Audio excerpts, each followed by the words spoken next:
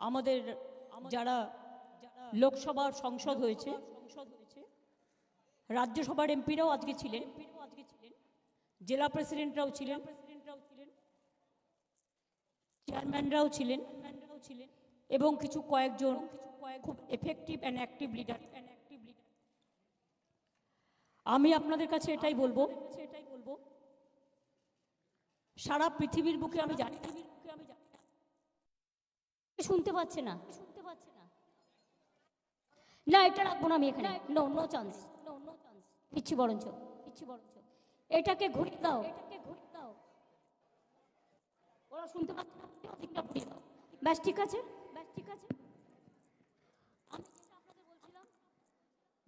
শুনতে পাচ্ছেন?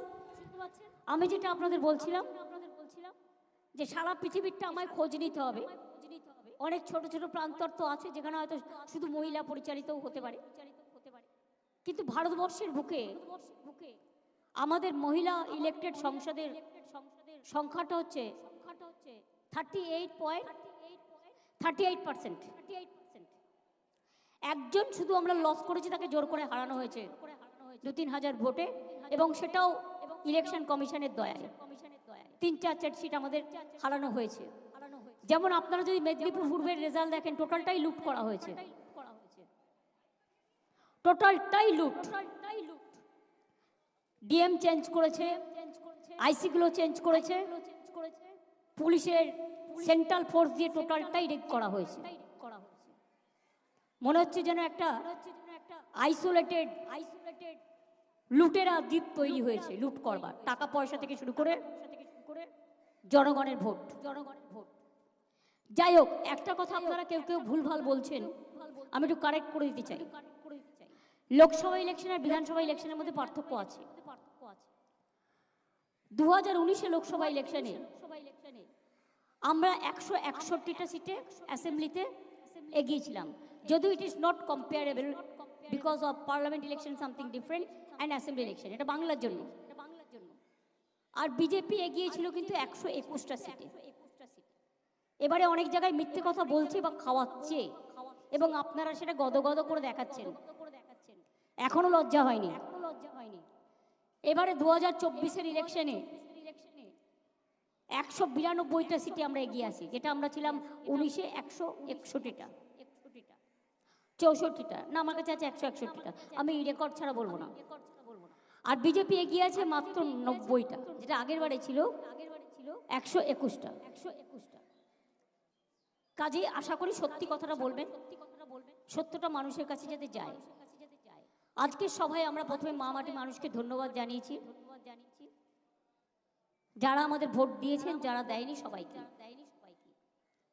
কে কাকে ভোট দেবে না দেবে এটা তার নিজস্ব অধিকার, কিন্তু সবাই মিলে যেন শান্তিতে ঐক্যবদ্ধভাবে বাংলা যেভাবে আগে চলছিল সেভাবেই যেন চলে,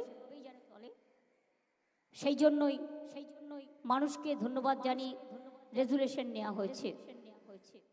আমরা এই জয়টা ডেডিকেট করব প্রতিবারের মতো 21শে জুলাই, কারণ ওই দিনটা আমাদের শহীদ তর্পণের দিন, ওটা জনগণকে ধন্যবাদ জ্ঞাপনের দিন। এছাড়াও মনে রাখবেন, আমি আর একটা জিনিস মনে করি,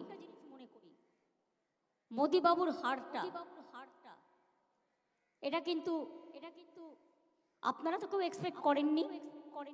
এবং 7টা বাজারে শেয়ার বাজার, এতে বিগত বড় স্ক্যাম হয়ে গেছে। এক্সিট পোলের মধ্যে দিয়ে কখনো বা ইলেকশন ডিক্লেয়ার হওয়ার আগেই আপনারা ইলেকশন ডিক্লেয়ার করে দিয়েছেন। It's a big crime. এটা নিয়েও আমরাও ভাবনা করছি যে আমরা আইনের পথে যেতে পারি কিনা। আমরা আমাদের এমপিদের পরিষ্কার বলেছি যে আমাদের পারফরমেন্স, আমরা বসে থাকার জন্য যাচ্ছি না, এবং এটা কেউ ভাববেন না ইন্ডিয়া আজকে স্টেক করেনি বলে কাল করবে না। We are waiting and watching the situation. Country needs change. মোদিকে কেউ চায় না। এত বড় হারের পরেও মোদি বাবুর উচিত ছিল এটা অন্য কাউকে ছেড়ে দেওয়া। আর এটা নয় শুধু ভয় দেখিয়ে চমকে ধমকে 2/3 মেজরিটি দেখিয়ে সকল 147 জনকে তাড়িয়ে দিয়ে যে কোনো বিল পাশ করে দেবে। আমরা মনে করি এনআরসি নিয়ে আলোচনা চাইবে আমাদের লোকেরা এবং এনআরসি বাতিল করতে হবে। নিউ গভর্নমেন্টের কাছে আমাদের নিউ গভর্নমেন্ট আলটিমেটলি ইন্ডিয়ারই হবে, বাট যে কতদিন থাকে একটু সামলাতে দিন, একটু দেখতে দিন নিজেদের কাকে কতটা সন্তুষ্ট রাখতে পারছে। ইন্ডিয়ার মধ্যে তফাৎ কি জানেন? এনডিএতে যে টিমগুলো আছে সবার প্রতি আমার রেসপেক্ট আছে, বাট ওদের চাওয়াটাও বেশি আছে। কিন্তু ইন্ডিয়াতে যারা আছে আমরা কিছু চাই না, আমরা শুধু মানুষের ভালো চাই, দেশের ভালো চাই। তাই মনে রাখবেন, we are dedicated and determined. সেই জন্য let us wait and watch.